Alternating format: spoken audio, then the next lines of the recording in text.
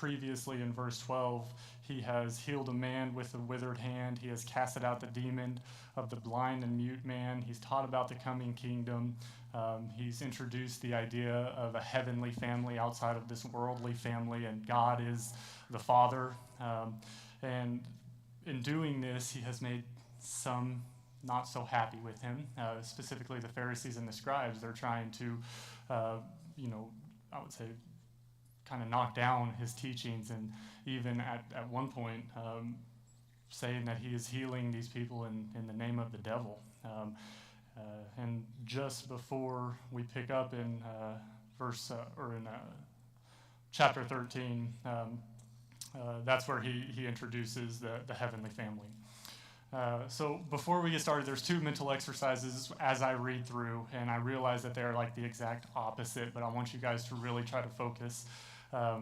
Initially, act like that you are at the Sea of Galilee on the shores, listening to Jesus talk, listening to him say this for the first time with no idea, no preconceived notion on what he's going to say. And then also, as I read through, this is the opposite. I want you guys to really think of words and pick out words that are repeated, that may have a biblical meaning, that have some type of importance that you may think that we can talk about. I'm going to read through this first part all the way down through verse 9, and then we're going to talk about those words a little bit, and then we'll pick back up and we'll go path by path. So if you guys want to follow along, I'm going to read starting in verse 1. That same day, Jesus went out of the house and sat beside the sea, and great crowds gathered about him, so that he got into a boat and sat down. And the whole crowd stood on the beach. This just depicts how many people he could not stay on the shore. This depicts how many people were there to hear him. He had to get out into the sea on a boat. Continuing in verse 3. And he told them many things in parables, saying, a sower went out to sow, and as he sowed, some seed fell along the path, and the birds came and devoured them. Other seeds fell on rocky ground, where they did not have much soil, and immediately they sprang up, since they had no depth of soil. But when the sun rose, they were scorched, and since they had no root, they withered away. Other seeds fell among thorns, and the thorns grew up and choked them. Other seeds fell on good soil and produced grain, some 100-fold, some 60, some 30. He who has ears, let him hear. So going through that first part, he's speaking to the crowd, and there are a lot of very important words that are repeated. What jumps out at you guys? Anyone can yell anything, and we'll talk about it. So, sowed, sower, sowing. That's repeated multiple times, and back in Jesus' day, everyone knew what this meant. They were farmers, so he was speaking to them in words and things that they understood. And whenever a sower would go out and sow seed, he would typically have like a satchel or some type of bag with him, and he would just grab a handful of seed and broadcast it out, not necessarily caring where it would fall. He would essentially just broadcast, knowing that some of the seed would hopefully produce. So sowing is one of them. Sow is one of them. What else? Seed. Seed is another very good one. What do we think seed means in this context? Something that will grow, absolutely. Something that you put in the ground and it grows and it produces, hopefully. Yes, absolutely. What other words kind of jump out? Correct, different kinds of soil, and that's really what this is about. And we'll go through each one of those soils, and as we go through each one of those, we'll talk about different words that Jesus uses here that sticks out as well. So picking back up in verse 4. And as he sowed, some seeds fell along the path, and the birds came and devoured them. This path, for me, I always have to think about, visualize what we're talking about. So this path, I think of if I like to go deer hunting. You're out in the woods and you see like that well-beaten path that goes in and around, and you can tell that there's been something that is walking that path back and forth. That's kind of what I imagine. And it's really great for walking, but if you think about it, if you put a seed on there, it's just going to sit there. It's not going to go anywhere, right? So that's what Jesus is talking about. That's the path that he is talking about. But you go on here, and it says, some seeds fell along the path, and the birds came and devoured them. What do you think? Are there any important words in that sentence there, that last part of it? I can pick two out. One, the birds. The birds in this case, this is where I realize I asked you to do two completely different things. But in this case, knowing what we know later on in this passage, the birds, it represents the devil, something to come take something away. And then you have the word devoured. Devoured is a term, if you devour something, it no longer exists. So it means death. So Jesus uses the birds representing the devil and devouring to represent death. Picking up in verse 5, other seeds fell on rocky ground where they did not have much soil, and immediately they sprang up, since they had no depth of soil. But when the sun rose, they were scorched, and since they had no root, they were withered away. This is the rocky ground, picturing a rocky ground. I want you guys to try to picture a field that looks really great to your eye. There's maybe some green grass, there's patches of dirt, and you think, hey, this might be a really great place to go plant a tree or do something. But you get your shovel, and the very first thing you do is you hit it 2 inches down. It's all rock. There's nothing under it but rock. This is the type of soil that Jesus is talking about. And as you go on, do any other words in that path kind of jump out at you, very similar to what we just talked about in the other path? Scorched. Scorched is one of them, absolutely. Scorched in this instance is very similar to devoured. Scorching something essentially kills it. It no longer exists. What else do you guys see? Sprang up, yes. They sprang up. They were alive for a short period of time, at least. That's very important as well. Go ahead. And the sun. Yeah, the sun. And the sun, in this instance, is very similar to the birds in the last path. It represents the devil. What does the scorching? The sun does the scorching in this instance. And then withered away is the last one. Withering away, very similar to scorching. Withering away and dying, ceasing to exist. Go ahead. Absolutely. Very important. We can talk about that a little bit later as well. Other seeds fell among thorns, and thorns grew up and choked them. Has everyone ever been in the woods and seen a big patch of thorns, and you think, I can't get through that, I can't get around it, so maybe I'm going to try to, cut it down. You try to cut it down, you go back 2 weeks later, it's thicker than it was 2 weeks before.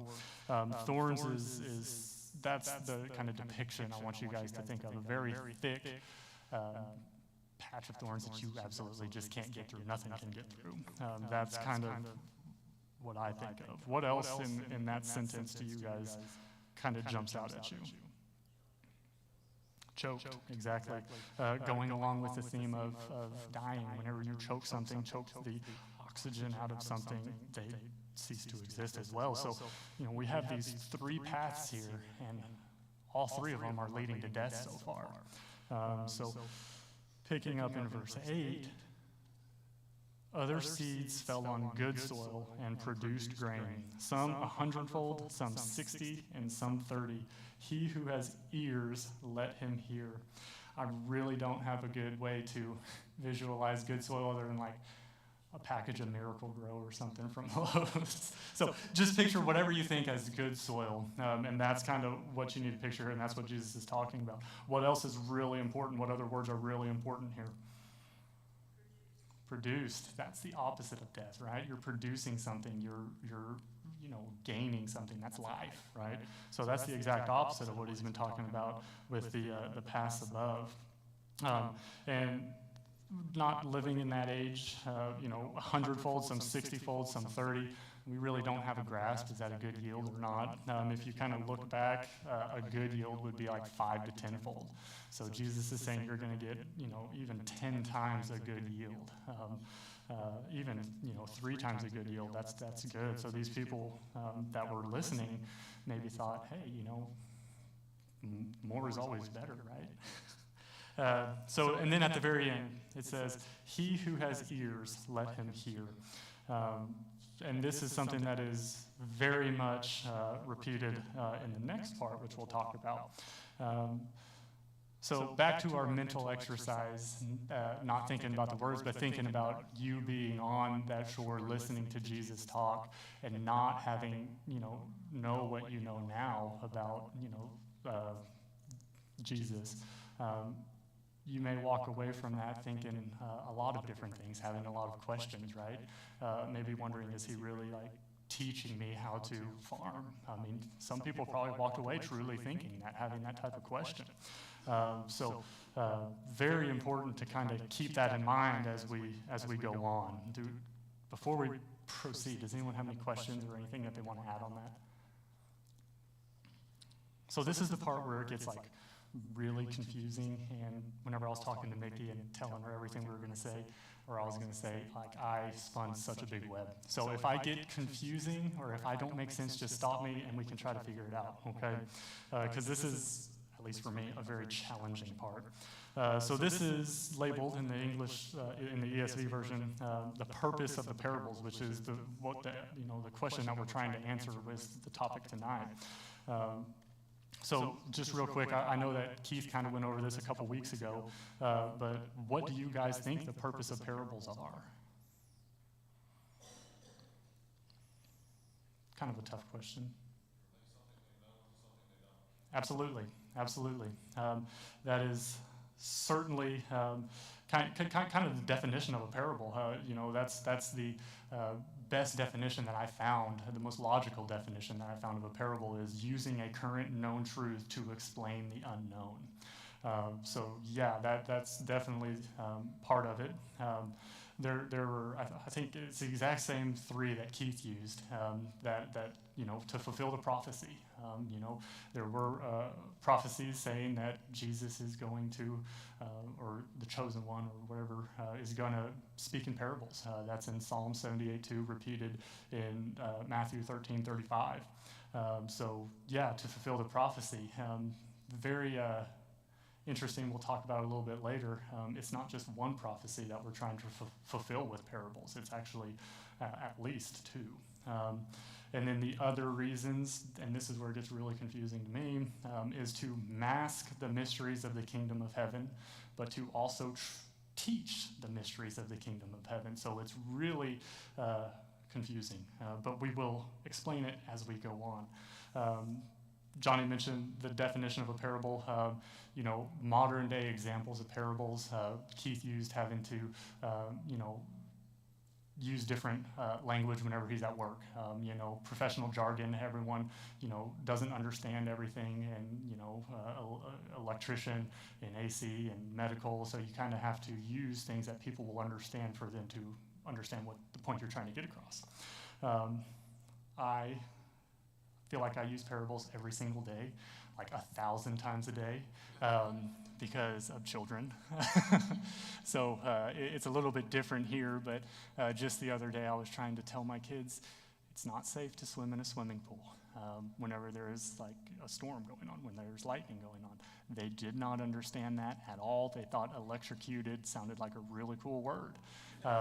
So they're like, hey, yeah, I'm all for it. But if you explain, no, electrocuted is not a good thing, I tell them, you remember that pain that you felt falling down and, skin in your leg? It's like that times 10. And then they say, okay, or, hey, you might even die. They understand that. So that's linking that unknown, electrocuted, to the known of dying. So yeah, I mean that's like every day.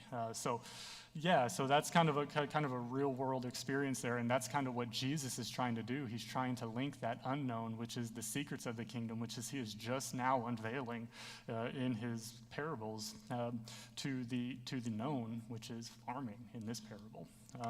So as we go on, let me collect. Yes. So as we go on. From here on out, I think it's very important to know that Jesus is no longer talking to the crowd. In Mark's account of the same parable, it states that he is alone with his disciples, with not only the apostles, but also believers, whenever he is answering this question and explaining the parable. So he is no longer talking to the crowd. He is in private talking to his disciples. So I'm going to start reading. I'm probably going to read the whole thing all the way down through verse 15. Then the disciples came and said to him, "Why do you speak to them in parables?" Actually, I lied. I'm going to stop right there. So a different way to ask that question that makes more sense in my brain. It made a lot of sense in my wife's brain, written this way, but she helped me. Is not necessarily why do you speak to them in parables, but another way to ask that is why don't you just tell them what you mean? Why do you have to veil it in a parable? So that makes a little bit more sense to me, but we'll go on. And he answered them, "To you it has been given to know the secrets of the kingdom of heaven, but to them it has not been given. For to the one who has, more will be given, and he will have an abundance. But to the one who has not, even what he does have will be taken away. This is why I speak to them in parables, because seeing they do not see, and hearing they do not hear, nor do they understand. Indeed, in their case, the prophecy of Isaiah is fulfilled that says, 'You will indeed hear but never understand, and you will indeed see but never perceive. For this people's heart has grown dull, and with their eyes they can barely hear, and their eyes they have closed, lest they should see with their eyes, and hear with their ears, and understand with their heart, and turn, and I would heal them.'" So going back, this is like really confusing to me the first time I read it, and maybe the 50th time I read it. But this is, if you think about it, in a parable, is there any better tool that Jesus could have used to veil the basically secrets of heaven from the people that are unwilling to accept it, and to show the secrets of the secrets of heaven that are willing to accept it? I would challenge someone to think of a better tool to use. So, this is the explanation of why Jesus uses parables, and we'll break it down a little bit more. If you look in the accounts of Mark or Luke, it is not nearly as verbose as Matthew's account. I'm going to read from Luke. You guys don't have to turn to it. But I'm going to read from Luke because it's a little bit easier to understand with a few less words. It says, "And when his disciples asked him what this parable meant, he said, 'To you it has been given to know the secrets of the kingdom of heaven, but for others are in parables, so that seeing they may not see, and hearing they may not understand.'" Essentially the same thing, a lot less words. What is Jesus trying to say by seeing they do not see and hearing they do not hear? This is because these people's hearts are hardened. In that prophecy from Isaiah, their eyes have closed. They can barely hear, and their hearts have grown dull. Their hearts have grown hardened. If you've ever been around people whose hearts are hardened, they're exactly like the Pharisees. They're, blaming everything good on the devil. It's the devil that they're trying to blame everything on. They are incapable of understanding the love that Jesus is trying to get across. And that is the people that are seeing these mysteries, seeing these miracles, seeing these miracles and hearing Jesus' teaching, but they don't understand. They don't truly understand. And at the bottom, let me back up. Those people are the people in the first part of the parable that we just read. They're the ones that are leaving thinking, Jesus is talking about farming. Jesus is, teaching me how to grow a better crop. Those are those people. They're walking away empty, not understanding the true meaning, which we'll talk about in a little bit. And then, lest they should see with their eyes and hear with their ears and understand with their heart, and I would turn and heal them. These are the people that believe. These are the people that understand. And Jesus says, earlier in that passage, that they will have an abundance. They will have more than what they need, that they can potentially pass on to others. So, very important part there. Yes. Yeah.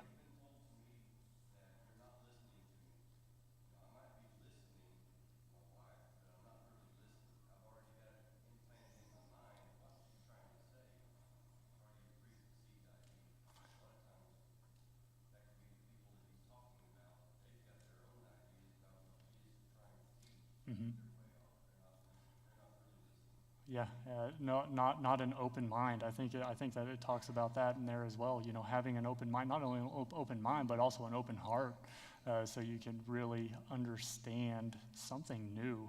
This time, this is completely opposite of what they've been taught their whole lives on what Jesus is trying to teach. I think personally, I always think, man, what would I think back then? Like, I really don't know. I mean, I'm a pretty skeptical person. Exactly. Finishing off that in verse 16, but blessed are your eyes, for they see, and your ears, for they hear. For truly I say to you, many prophets and righteous people longed to see what you see and did not see it, and to hear what you hear and did not hear it. That last part there, he's blessing the disciples. They understand what he's saying, potentially even because they asked him, why do you do this? I think that always asking more questions, you get more answers. So, and then later on it says, many prophets and righteous people long to see what you see and did not see it, and hear what you hear and did not hear it. These prophets were saying, he's going to speak in parables, we just read that prophecy from Isaiah. I don't think that they fully grasped, what exactly was going to happen, and they probably, it says it right here, they would love to see what is happening on earth at this time, and the disciples are seeing it. The prophets did not. It's a big web, I understand. Are there any questions or any more comments? Verse 17 always gets me because being on this side of Jesus Christ, it's easy for us. I see we're very fortunate because we can always look back. We have the ability to look at the apostles and say, why would they have not understood this? I understand this because we have the ability to see the whole picture where they were just kind of getting it for the first time. And then in verse 17 we see, so it's kind of easy for me to grasp that I have a knowledge that other people don't have because I've looked at the scriptures and I've studied them. But it's a completely different mindset when you go before Christ. Mm-hmm. And you think about what all those prophets, what they were preaching, and they were being ridiculed, they were being looked down upon because of the things that they're saying. They knew them to be true, but they had no bearings, and they had no way to ever prove they were right. They died not knowing if they were really right or not, I suppose. So it's just interesting to me to look back at that. Yeah. See it from that perspective. It's definitely a good thing. I think a good thing to think about. That's a very introspective thinking about that. I think about that often, but I think that that's a great thing to think about. Very good. So, as we read this final part where Jesus explains this parable, we have to keep in mind this is to his disciples. This is to people that, have the understanding that Jesus is here to save mankind, and it's again not to the crowd. And as we read this, there are a lot of differences than the first time whenever he spoke with the crowd.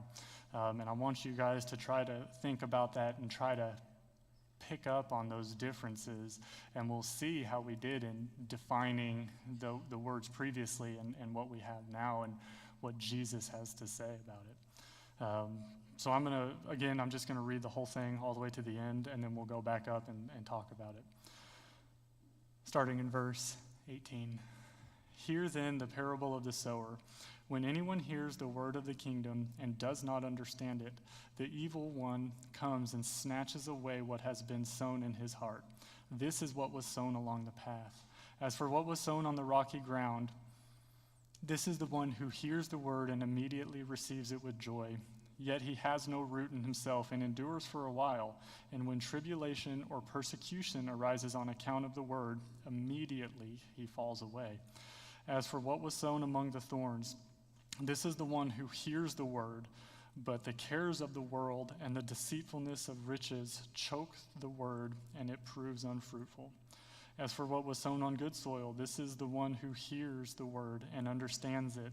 He indeed bears fruit and yields, in one case 100-fold, in another 60, and in another 30. So this is Jesus' explanation of what he had told to the crowd. There are a lot of very obvious differences, and it makes a lot more sense whenever Jesus explains it. And this is what people of that time would understand that the crowd would not understand. So let's pick back up on our path, which starts at verse 19. So I realize it's going to be really difficult to be flipping back and forth, so I'm probably just going to summarize it. So there is a very big difference. There is no more seed in this on this path. When anyone hears the word of the kingdom and does not understand it, seed is gone. It is replaced by the word of the kingdom. The word of the kingdom is what the sower is sowing. We did talk about that, and this is what Jesus is talking about whenever he is teaching.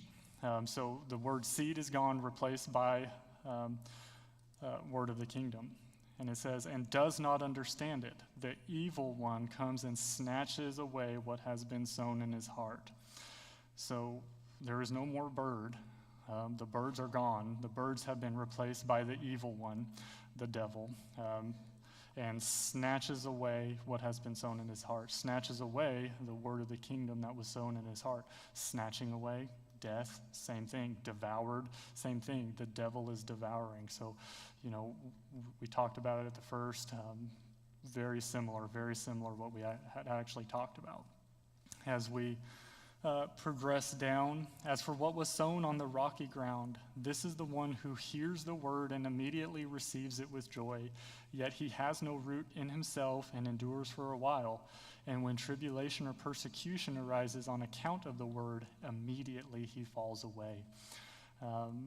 Previously, we had sprang up. I think someone had mentioned sprang up. That is replaced by receives the word with joy. He receives the word of the kingdom with happiness. The son, which represented the devil, has been replaced by tribulation or persecution on account of the word. The tribulation, people persecuting you for believing what Jesus has to teach, that is going to affect the devil at that point. And then we also have withers away, and this one it says falls away. Someone had said on account of the word, immediately he falls away. That's a really good point to make. It's not something that if you are on this rocky ground, it's not something that you actually have time to think of. Oh no, I'm gonna endure a little bit longer. Immediately falls away. And why is that? It's because that root is so thin. It's like the wind blows and then the tree is down. That's kind of what that's referring to. So you have to have that root. Yeah. When we think about this type of soil, the soil was looking Mhm. for something new. And it got something new, got all excited about it. Oh man, yeah, this is going to be it. And then as soon as adversities came, it's like, this isn't as easy as I wanted it to be. I'm out. Mhm. Absolutely. That's, that's exactly what I think of whenever I agree with that. That makes me think, I don't have enough time. I won't get on that. We'll continue on. Yes. Another thing is this immediately part. Lots of times when you sow the seed, people are so eager and so excited, and they just really take hold and get active, and then all of a sudden, things don't fall into place right. Mhm. Whether it's the church not helping them along for whatever reason, it's easy for them to just fall away, Mhm. and sometimes that's our fault. Mhm. Absolutely. It's definitely not a sprint, and some people want it to be a sprint. It's more, I mean, it uses the word endure right there. It is endurance. It is long lasting. Yeah. And, We're told to baptize but teach too. mhm. Lots of times we just get them baptized, Yep. that's it. Yep. But we're You have to told continue. teach Yeah. them. You have to continue that because they have to continue to grow. Absolutely. That's a whole different thing. My wife and I started talking about that. That's a whole different thing. So that's good. What's that? Exactly, the root study, and then how we can change the soil. That's a whole different thing. So verse 22. As for what was sown among the thorns, this is the one who hears the word, and the cares of the world and the deceitfulness of riches choke out the word and prove it unfruitful. Choked out, it's still on there, but unfruitful is the word that we're using for death right now. If you aren't producing, you're useless, it's unfruitful. And then the thorns in this instance are what Jesus is trying to use to depict the deceitful, or the cares of the world and deceitfulness of riches. Wanting more money, wanting basically whatever this world is saying is good. So those are the thorns. It's just choking everything out. And if you remember what we talked about before, it's really hard to get rid of thorns. It takes a lot to eradicate those. And then we are in verse 23. As for what was sown on the good soil, this is the one who hears the word and understands it. He indeed bears fruit and yields, in one case 100, in another 60, and in another 30. This producing grain is replaced by hears the word and understand it, leading to life, leading to abundant life, 100-fold, 60, 30-fold. So this is the person who understands the mystery, the words that Jesus, and accepts it, that he's trying to teach. Any questions before I kind of try to wrap everything up? Anything else? Any other comments?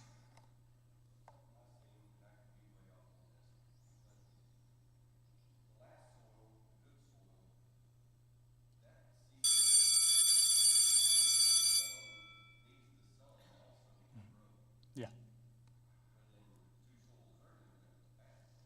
Exactly.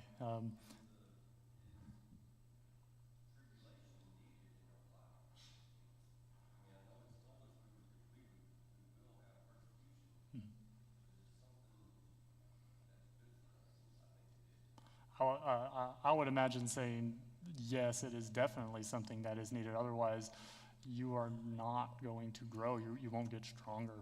The sun is good, tribulation is good. I would agree with that. I would.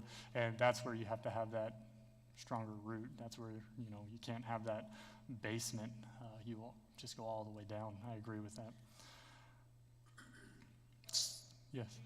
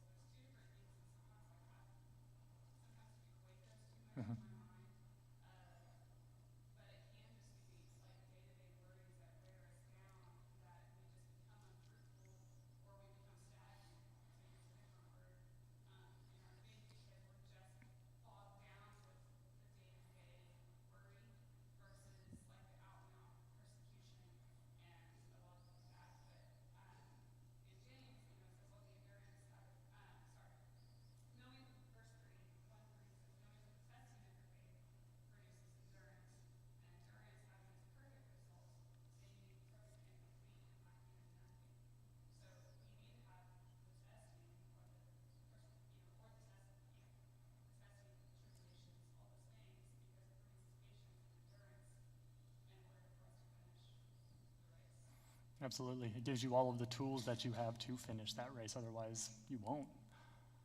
Yeah. I actually did this a lesson when I was in Ethiopia doing one of the missions.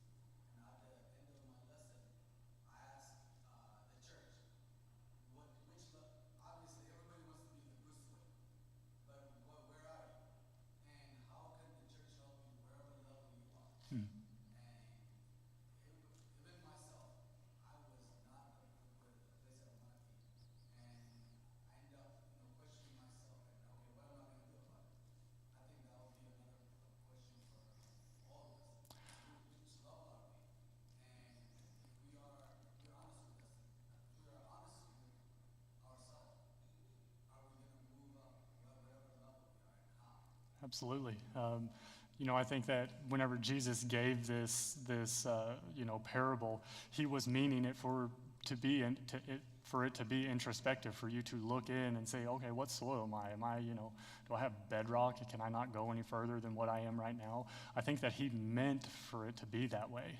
So I think that that's a very good exercise to do, to kind of look in and see. Yeah. Just to jump off of Alan's, stick with the plant parable. If anybody's ever tried to grow corn, and just corn by itself, you try to grow one stalk of corn. That first wind, that first tribulation will knock it right over.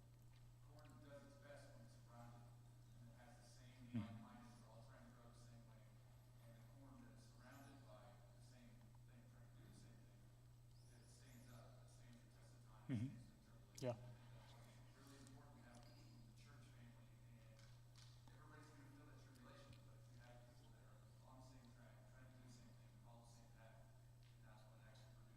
Yeah, absolutely. Very similar to, it's some kind of tree, either a redwood or a sequoia. They share a root system, makes it stronger. Those are the trees that are 300 feet tall, and they're not blown down because they have such a strong root system that is intertwined. So there's, real quick, I have 2 minutes. There's one thing that we did not define, one character in this. Who is the sower in this story?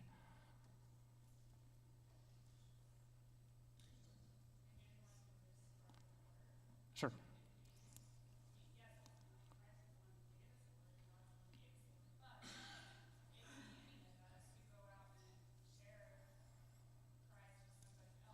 Absolutely. I think that in this instance, Jesus is the one. Obviously, he is the one that is having to sow the original, this is the plan for the kingdom. But if you read Mark 16:15, it says, go into all the world and proclaim the gospel to the whole creation. So we indeed are the sower as well. That's it. That's the bell. I'm done. Yes.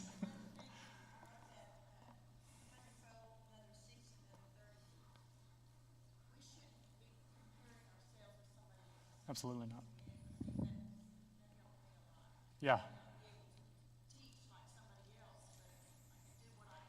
Absolutely. And it can be, I was telling Mickey last night, this can be, kind of a comfort to, whenever you're evangelizing. Not everyone is going to be receptive of the word, but that should not stop you. The soil of the perceived soil of the person should not stop you from trying to sow that word. So, yeah, very good.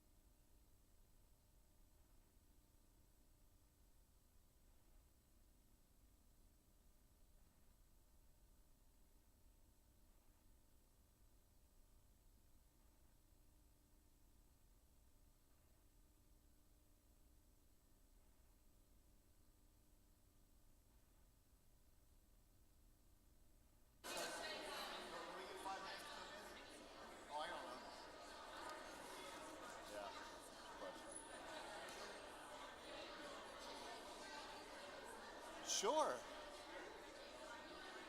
All right. If I can have your attention, we're going to go ahead and get started. Sing a couple songs here. Solomon, you said you want to start? Come on up, bud.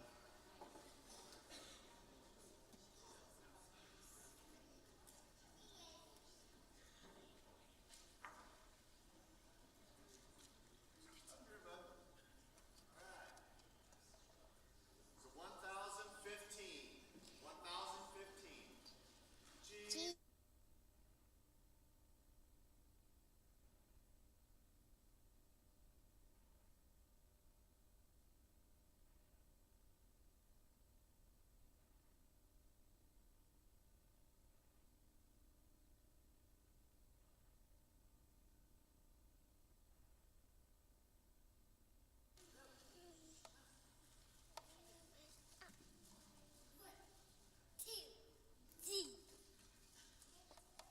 This is incredible. Okay? Okay. Spirit channel. Jesus is you. Jesus.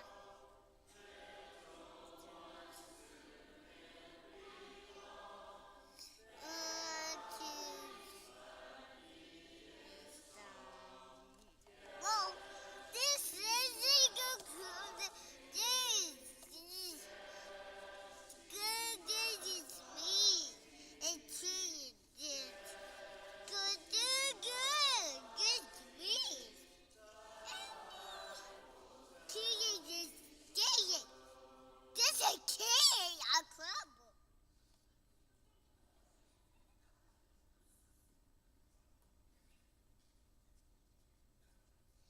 And then that's all. Jesus, yes, me.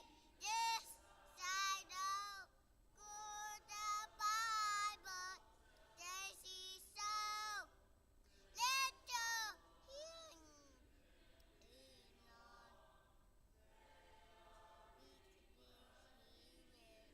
Strong. Yes, Jesus does me.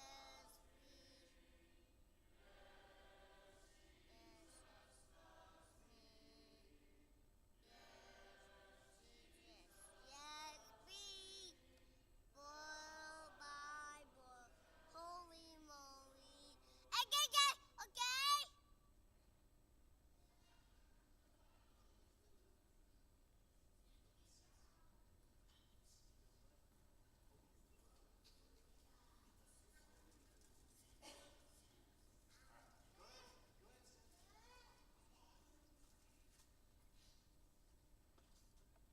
Jesus loves me again. Jesus loves me.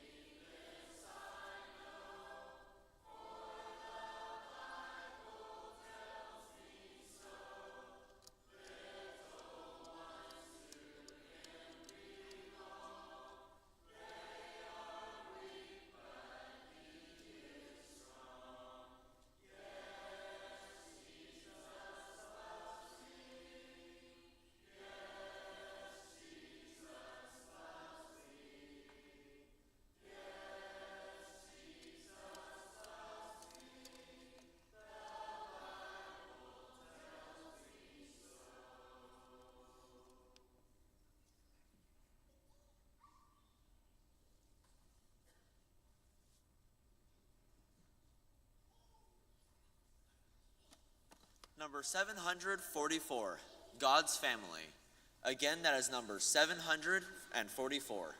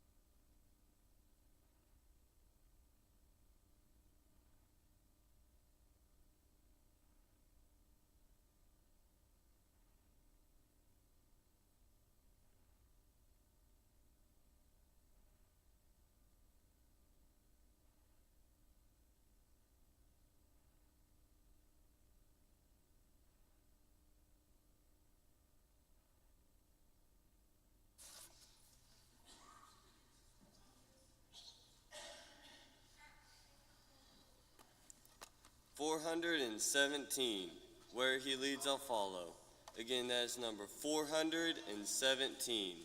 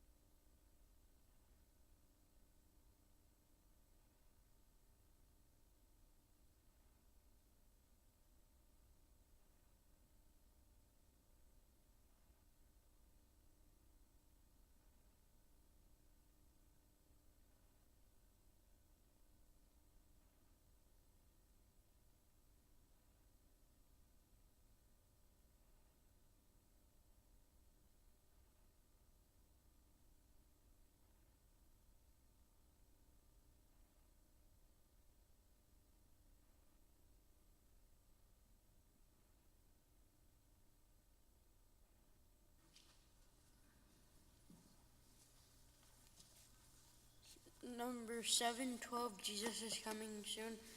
Again, that is number 712.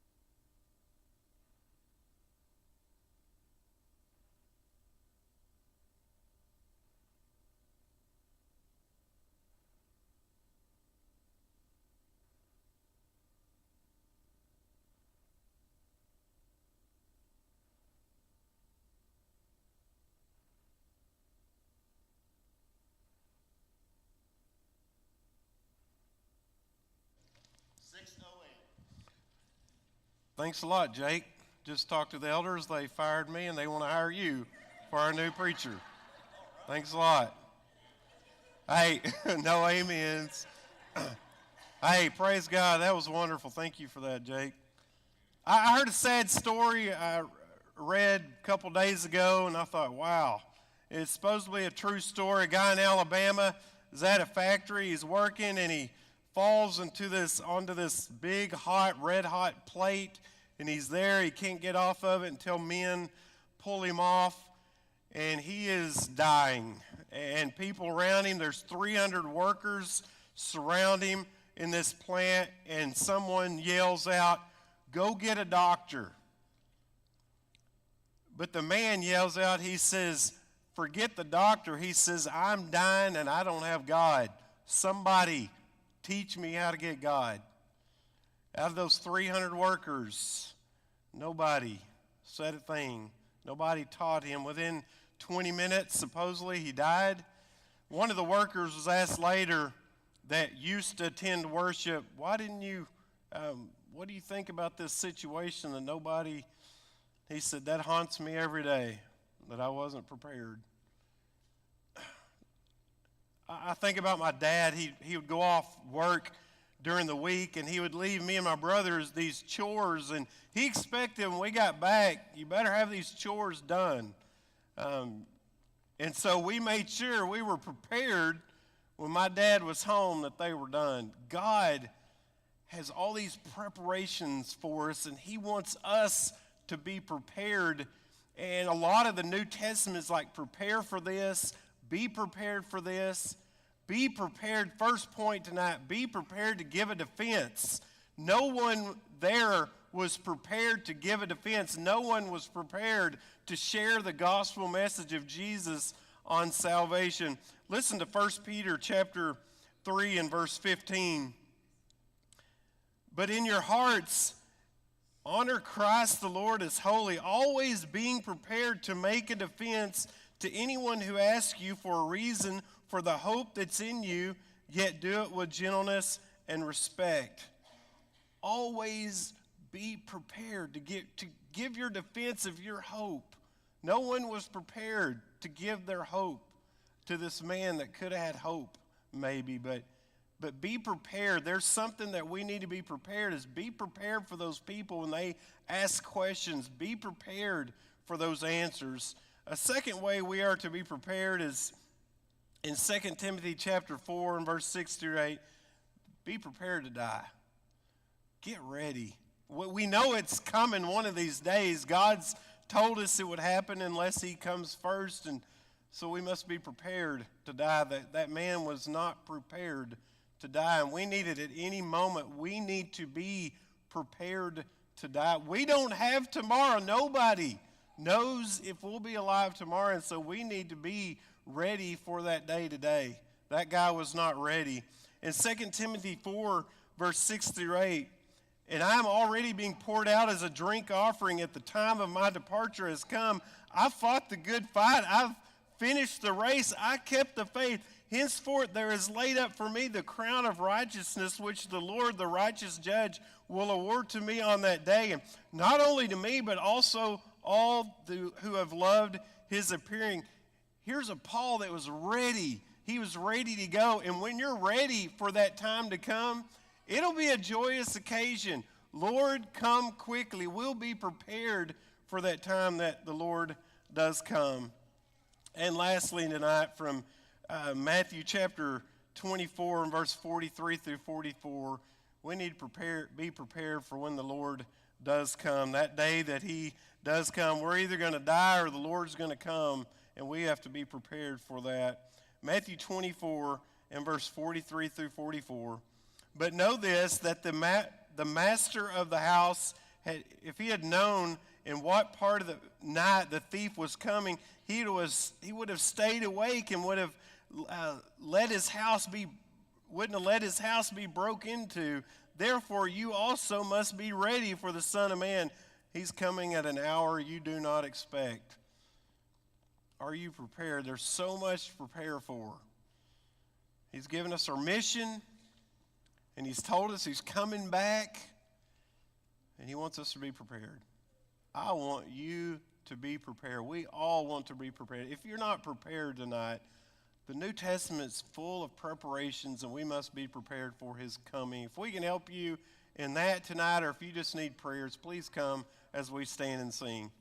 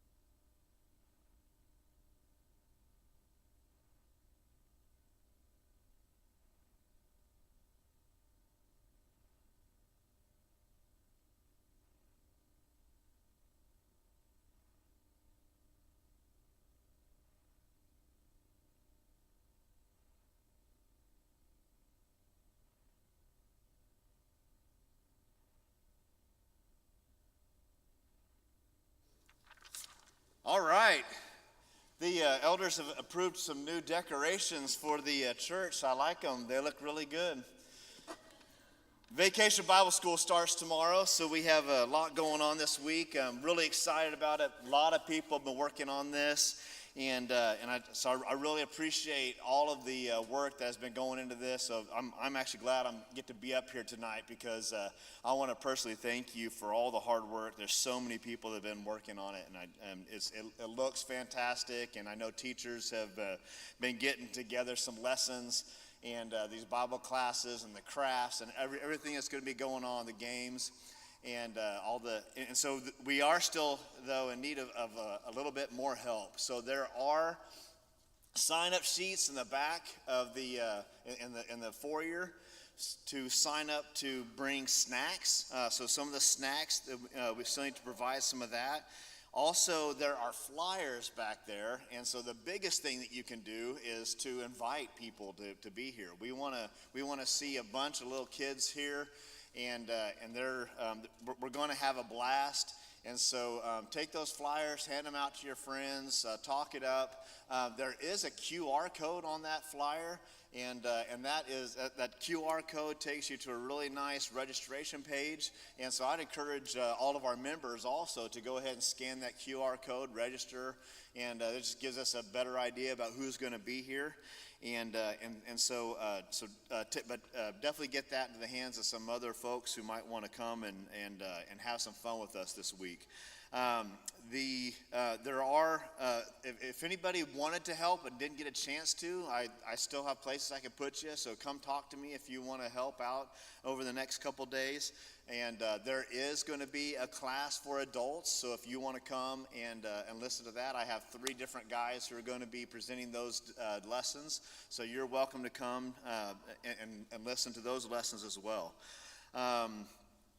The next thing on Sunday, we are going to have pizza, chips, and brownies for lunch. Our activities, the prison ministry is going to be taken off to the prisons.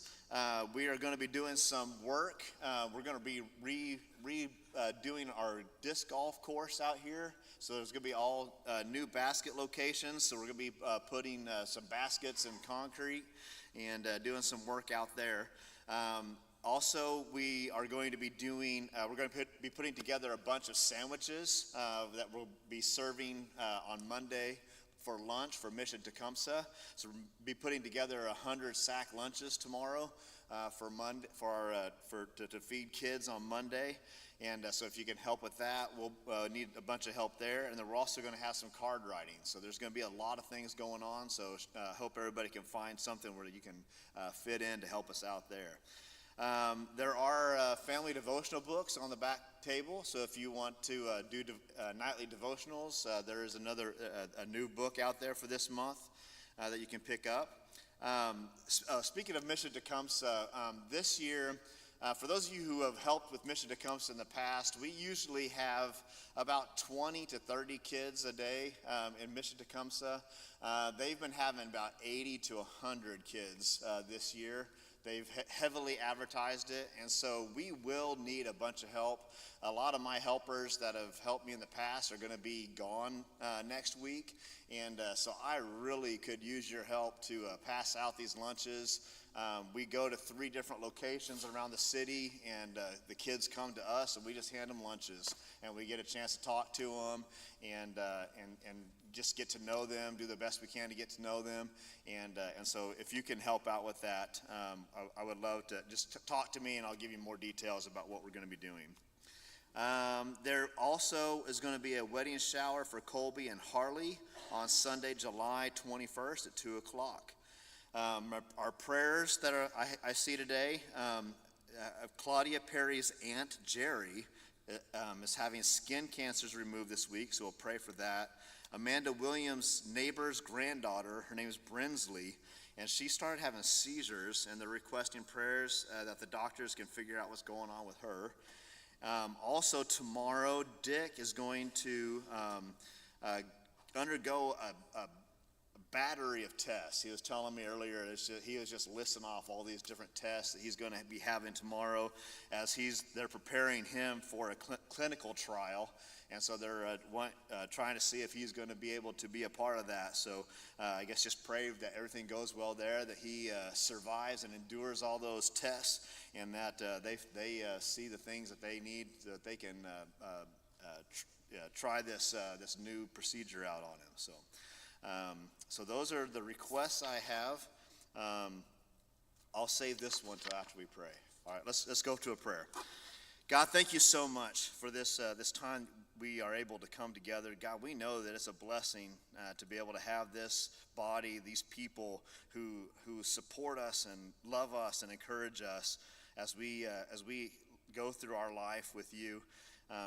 It's so easy to get torn down and to get beat up in our life, and God, is so great to be able to have this time where we can come together in the middle of the week and be re-energized and reinvigorated to go out and serve you. And I thank you so much for the words we heard tonight and how we can serve you and how we can ensure that our soil is rich for growing your word.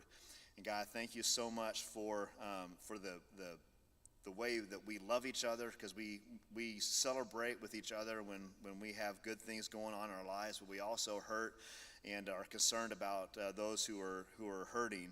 And God, I pray you'll be with Jerry and the skin cancers that she's having removed this week. I pray you'll be with the doctors to work well with her and to get all those spots removed and to get everything out so that she can not have to worry about that anymore. God, be with Brinsley and the doctors who are working with her. It's such a scary thing to not know what's going on. I just pray that you'll help those doctors to figure it out so they can treat her properly and get her back on her feet.